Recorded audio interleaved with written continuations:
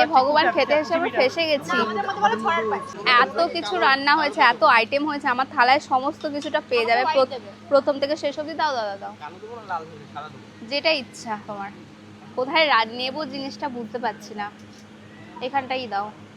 এই দেখো রসগোল্লা দিয়ে দিয়েছে, আমি কোনটা আগে খাবো বুঝতে পারছি না। এখন আমি ভাত এঁচোড় দিয়ে ডাল দিয়ে মেখে খাচ্ছি।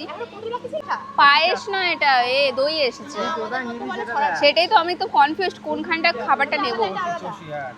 একটুখানি এখানটা দিয়ে দাও দাদা, অল্প করে এখানটা দিয়ে দাও। তো এখন দই এসেছে। এ ভগবান, না না, লাগলে চাইবো তো।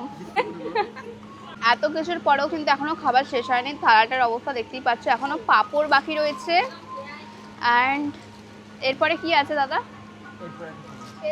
ও শেষ এবার? ও পাঁপড় দিয়ে একদম শেষ। থালাটা জাস্ট দেখো, আমাদের দুজনের থালা, বাপরে।